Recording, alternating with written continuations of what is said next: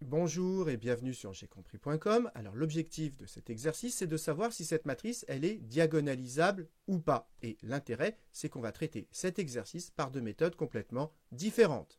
Dans cette vidéo, on va utiliser la technique la plus classique, mais qui nécessite pas mal de calculs. Et dans la prochaine vidéo, on verra une autre méthode qui ne marche pas tout le temps, mais qui, quand elle marche, nécessite beaucoup moins de calculs. Donc maintenant, comme d'habitude, appuyez sur pause, essayez de faire tout seul cet exercice et on se retrouve juste après pour la correction. Donc, allons-y, corrigeons cet exercice. Alors, pour savoir si une matrice est diagonalisable, une technique très classique, on commence par chercher les valeurs propres de A. Ensuite, on cherche les dimensions des sous-espaces propres, que j'ai appelés E de lambda. Et ensuite, on regarde si la somme des dimensions des sous-espaces propres est égale à la dimension de E. Si oui, ça veut dire que c'est diagonalisable. Et sinon, ça veut dire que ça n'est pas diagonalisable. Et maintenant, pour trouver les valeurs propres, vous devez savoir qu'elles sont racines du polynôme caractéristique qui est égal au déterminant de x fois l'identité moins a. Donc, pour calculer le polynôme caractéristique, on va calculer ce déterminant. Donc, ça veut dire quoi? X fois l'identité, ça veut dire qu'on va mettre des x sur la diagonale. Et on va faire moins a, ça veut dire que chaque coefficient, on prend son opposé. Donc, sur la diagonale, ça fait x moins 2, x moins 2, x moins 2 et moins a. Donc, moins à chaque fois les coefficients. Donc, moins 1, moins 1, moins 1, moins 1, moins 1 et moins 1.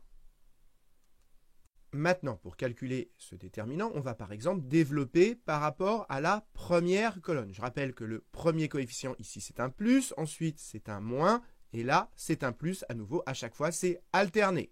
Donc, ça nous donne x moins 2 fois le déterminant qui reste ici. Et donc, ça me fait x moins 2 fois x moins 2, c'est-à-dire x moins 2 au carré, moins 1 fois moins 1, ça fait 1. Ensuite, il faut prendre moins le coefficient qui est là. Moins, ça fait plus. Je barre donc cette ligne et cette colonne. Et donc, ça fait le déterminant qui reste. Donc, ça fait moins 1 fois x moins 2. Moins 1 fois x moins 2. Moins 1 fois moins 1, ça fait 1. Donc, ça fait moins 1.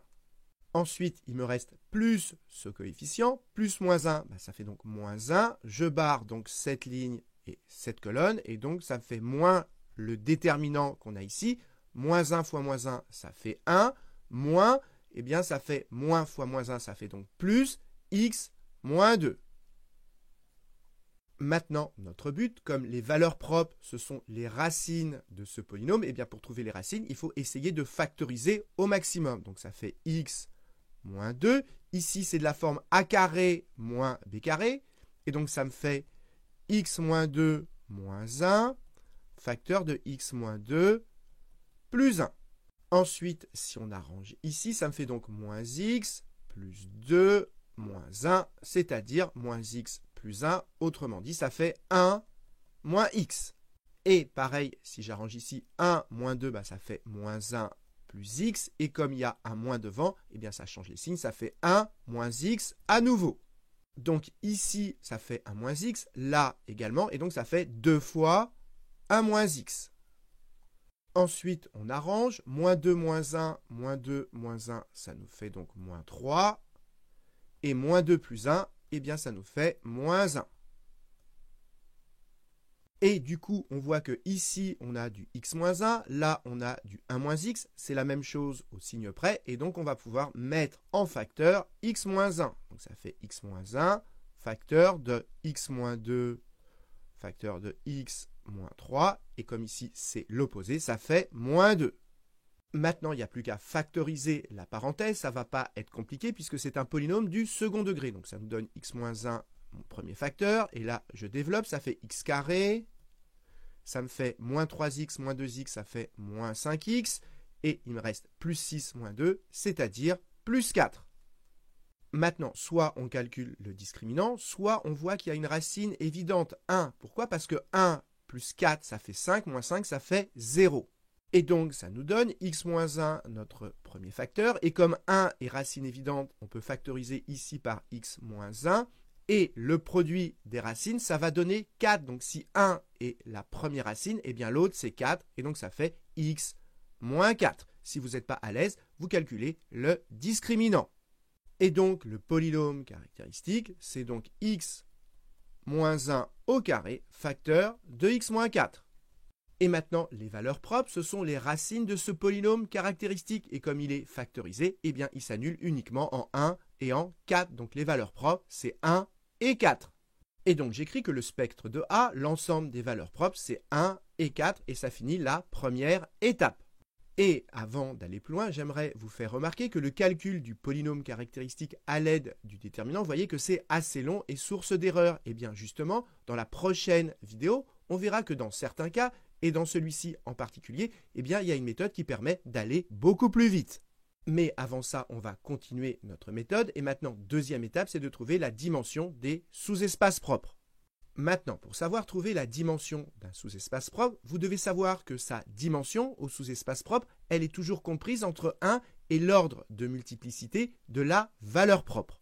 Par exemple, ici, la dimension du sous-espace propre associé à la valeur propre 1, que je vais appeler ce sous-espace propre E1, eh bien, sa dimension, elle est comprise entre 1 et l'ordre de multiplicité de 1 dans le polynôme caractéristique. Et 1, son ordre de multiplicité, c'est 2. Donc, ça veut dire que la dimension du sous-espace propre associé à 1, eh bien, il est compris entre 1 et l'ordre de multiplicité, c'est-à-dire 2.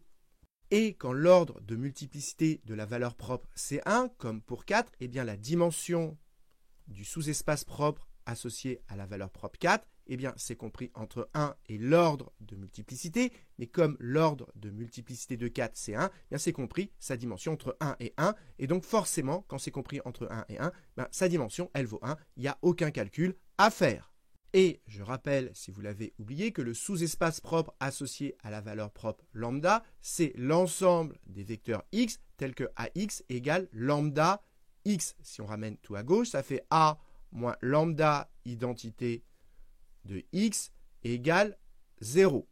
Et l'ensemble des vecteurs qui donnent 0, c'est ce qu'on appelle le noyau. Donc c'est le ker de a moins lambda in. Voilà ce qu'on appelle l'espace propre associé à la valeur propre lambda. Donc, l'espace propre associé à la valeur propre 1, que j'appelle E1, c'est le noyau, c'est le ker de A moins lambda, ici c'est 1, moins lambda identité, une fois l'identité, donc c'est ker de A moins identité. Et maintenant, il faut que je trouve sa dimension, et je sais que sa dimension, elle est comprise entre 1 et 2. Et maintenant, l'idée à avoir en tête, c'est que plutôt que de chercher la dimension du noyau, on va chercher le rang de A moins lambda identité. Pourquoi? Parce que le théorème du rang, il dit que la dimension du noyau d'un endomorphisme plus le rang, eh bien c'est égal à la dimension de E. Et donc, si on connaît le rang, eh bien par différence, on trouve la dimension du noyau. Donc l'idée, c'est qu'au lieu de chercher la dimension du noyau, on va chercher le rang de A moins lambda identité. Donc, on va chercher le rang de A moins I. Et pour être précis, ici, il faut mettre I3 parce que ce sont des matrices 3, 3.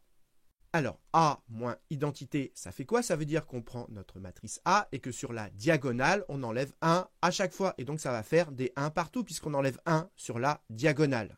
Donc, il faut calculer le rang de ça. Et là, vous voyez que les vecteurs colonnes, c'est 3 fois les mêmes. Et c'est quoi le rang? C'est la dimension du sous-espace engendré par les vecteurs colonnes. Mais comme on a 3 fois le même, eh bien, c'est la même chose que si on avait un seul vecteur colonne.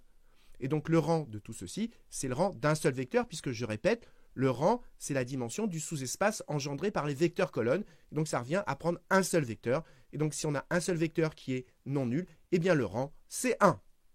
J'insiste, ici, on a un vecteur non nul. Et donc, le sous-espace engendré par un vecteur non nul, sa dimension, c'est 1. C'est une droite vectorielle. Donc, le rang, c'est 1. Et la dimension de E, ici, on travaille avec des vecteurs qui ont 3 coordonnées, x, y et z. Et donc, ça veut dire que la dimension de E, c'est 3. Et donc, par différence, la dimension du noyau, c'est 3 moins 1, c'est-à-dire 2. Donc, maintenant, il n'y a plus qu'à rédiger que la dimension du noyau, c'est 2. Et donc, j'écris que la dimension du noyau, c'est-à-dire la dimension de E1, c'est la dimension de E, c'est-à-dire 3 moins le rang de A moins identité.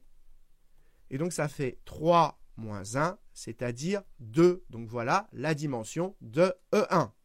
Maintenant, on refait pareil avec la valeur propre 4. Donc j'appelle E4 le sous-espace propre associé à la valeur propre 4, c'est-à-dire E4, c'est le noyau de A moins 4 fois identité. Et là, pour avoir la dimension de E4, comme 4, c'est une racine simple, son ordre de multiplicité, c'est 1, et bien la dimension de E4, c'est forcément 1. Voilà, c'est ce que j'ai écrit ici. Et maintenant, on passe à la troisième étape. Pour savoir si c'est diagonalisable, on fait la somme des dimensions des sous-espaces propres et on regarde si c'est égal à la dimension de E, c'est-à-dire 3. Donc, allons-y. La dimension de E1, c'est 2. La dimension de E4, c'est 1. Si on fait la somme des dimensions, 2 plus 1, ça fait 3. C'est bien égal à la dimension de E. Donc, ça veut dire que cette matrice, elle est bien diagonalisable. C'est ce que j'ai écrit ici, ce qui termine cet exercice. Donc voilà, cette vidéo est terminée. J'espère que vous avez bien compris. Et comme d'habitude, si vous l'avez appréciée, n'hésitez pas à la partager et à la liker.